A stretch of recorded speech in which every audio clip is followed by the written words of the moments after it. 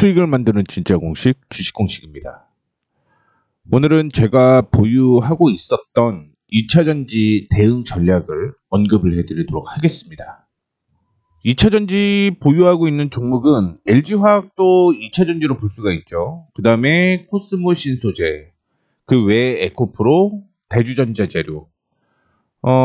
확인을 해보면 서진 시스템도 2차전지로 볼 수는 있을 것 같은데, 일단은 제가 오늘 상승을 했던 종목 위주로 여러분들께 얘기를 해 드리려고 하다 보니까 시간 관계상 서진 시스템은 추후에 하도록 하겠습니다.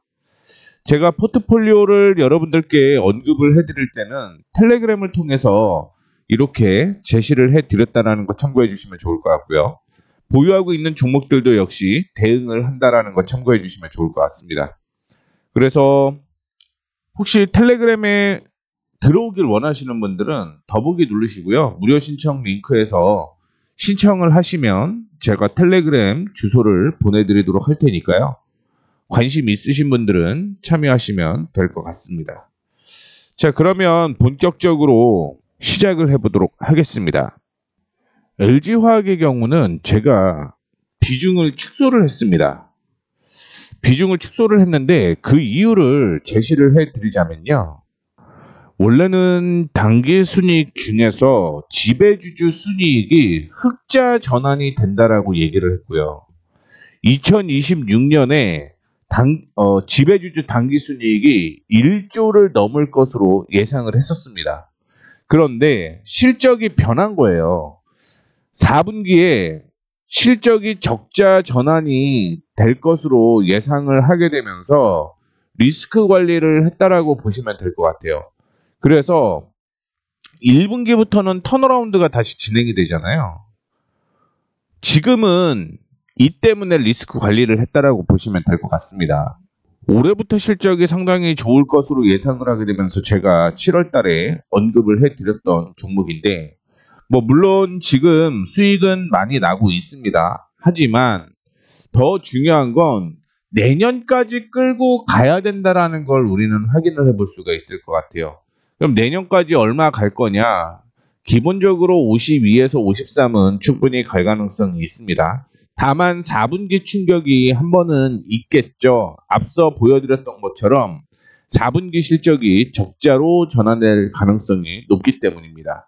자, 그러면 지금 기준으로 어떤 움직임을 LG화학은 보여주고 있냐면 이 박스권으로 유지가 되고 있습니다.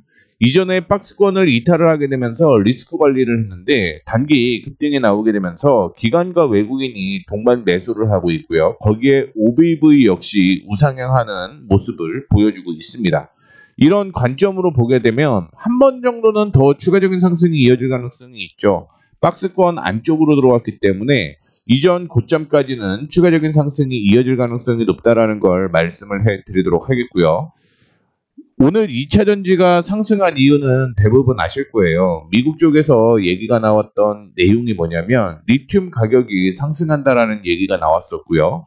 그 때문에 미국의 알버마리라는 회사가 있어요. 알버마리 어제 기준으로 8%가 넘게 상승을 하고 있는 모습이었습니다. 그러면 이 종목은요, 리튬 관련주예요. 미국 쪽에. 리튬 관련주인데 리튬 가격이 상승을 하게 되면 당연히 전반적인 실적은 증가할 가능성이 있다라는 걸 얘기를 좀 해드리도록 하겠고요. 지금 내년에 미국이 아니죠. 중국의 BYD 차량을 보게 되면 실적 증가가 이어질 가능성이 높다라는 얘기가 있고요.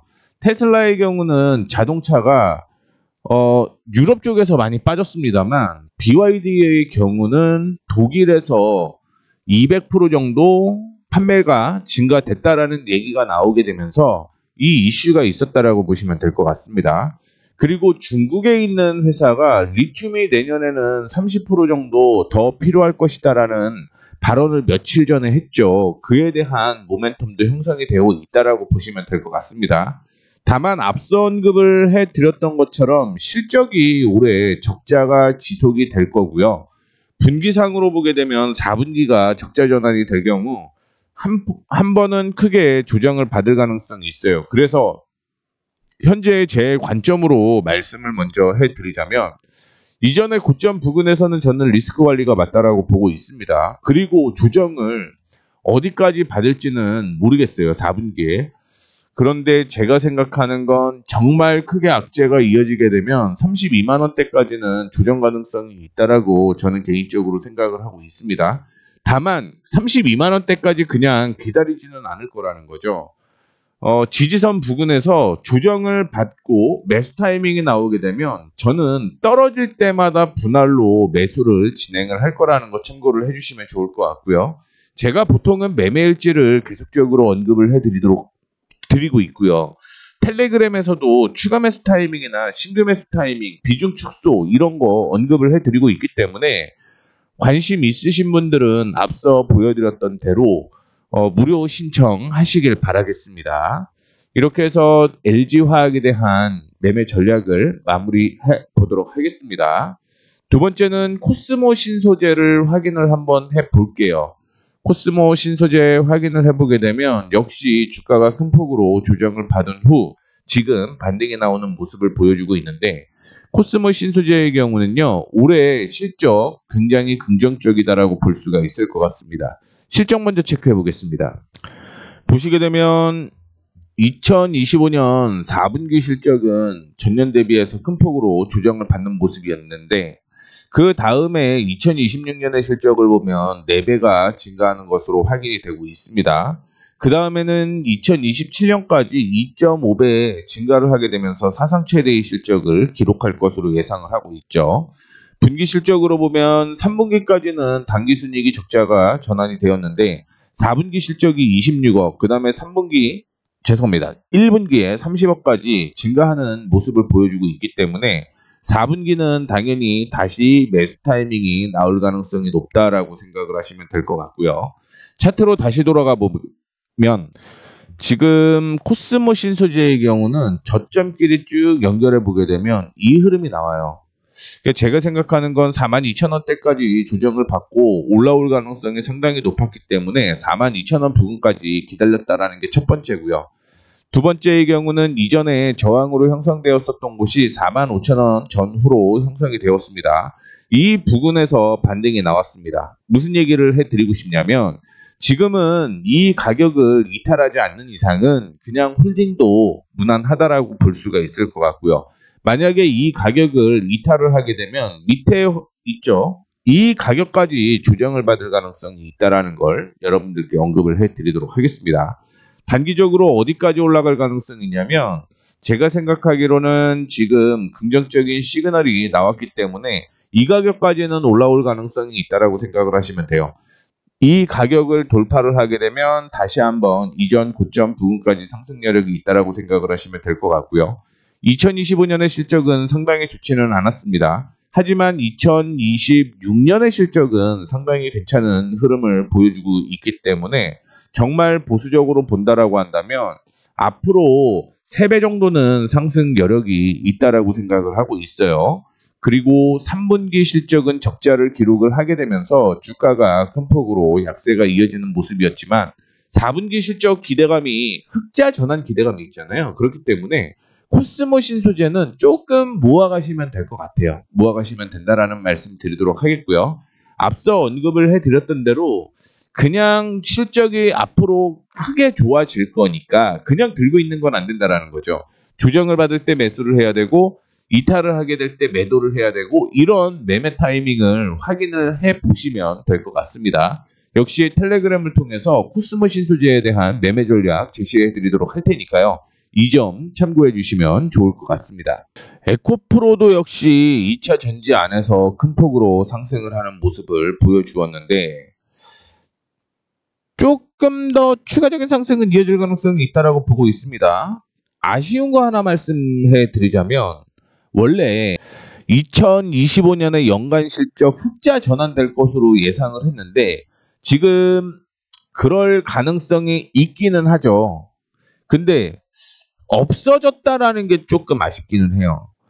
지배주주 순이익만 기준으로 보게 되면 7억 286억 적자죠.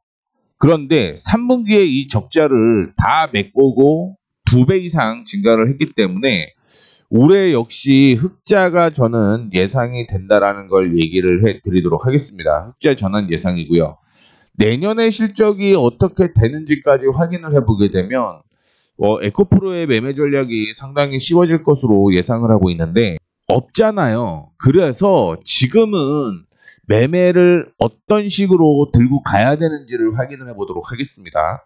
4분기 실적이 흑자 전환이 계속 진행이 됐다라고 하는 건 2024년의 적자를 뛰어넘는 거잖아요. 2024년에 고점을 형성을 했던 가격이 13만 원대입니다. 그러면 이 가격은 기본적으로 뛰어넘어야 된다라고 보고 있는 거예요.